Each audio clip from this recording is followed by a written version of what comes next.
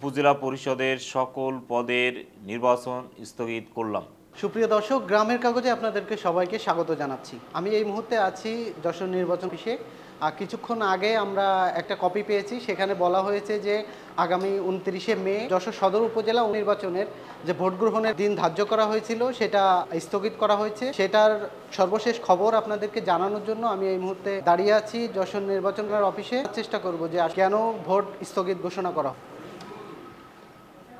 ষষ্ঠ উপজেলা পরিষদ নির্বাচন তৃতীয় ধাপে 29শে মে 2014 তারিখে অনুষ্ঠিত যশোর জেলার সদর উপজেলা পরিষদ নির্বাচনে চেয়ারম্যান পদে জনাব মোহাম্মদ শাহরুল ইসলাম মাননীয় হাইকোর্ট বিভাগে মনোনয়নপত্র বৈধ ঘোষণার জন্য রিট পিটিশন নাম্বার 5575/2024 দায়ের করলে মাননীয় হাইকোর্ট বিভাগ 13ই মে 2024 তারিখে আদেশের জনাব মোহাম্মদ শাহরুল ইসলামকে নির্বাচনে অংশগ্রহণের জন্য তার অনুকূলে প্রতীক বরাদ্দের জন্য আদেশ প্রদান করেন।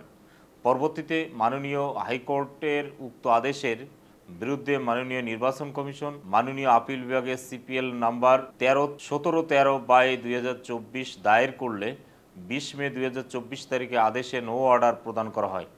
এমত অবস্থায় বাস্তবতার নিরিখে বাংলাদেশ সুপ্রিম কোর্টের আপিল বিভাগের উক্ত আদেশের বাস্তবায়নের নিমিত্তে পরবর্তী নির্দেশ না দেওয়া পর্যন্ত আগামী 29 মে 2024 তারিখে অনুষ্ঠেয় যশোর জেলার যশোর সদর উপজেলা পরিষদের সাধারণ নির্বাচনের সকল পদে নির্বাচন স্থগিত রাখার জন্য মাননীয় নির্বাচন কমিশন সদয় সিদ্ধান্ত প্রদান করেছেন।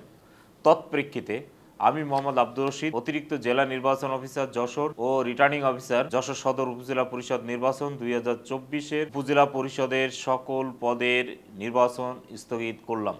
সুপ্রিয় দর্শক, এত সময় শুনছিলাম অতিরিক্ত জেলা নির্বাচন অফিসার মোহাম্মদ আব্দুর রশিদের সাথে। তার সাথে কথা বলে আমরা যে জানতে পারলাম আগামী 29শে মে যে যশোর সদর উপজেলার যে নির্বাচন হওয়ার কথা ছিল সাময়িকভাবে স্থগিত করা হয়েছে। সে হাইকোর্টের রিট অনুযায়ী হাইকোর্টের পরবর্তী নির্দেশ না পাওয়া পর্যন্ত যশোর সদর উপজেলা পরিষদ নির্বাচনের ভোট স্থগিত রাখার নির্দেশ দেওয়া হয়েছে।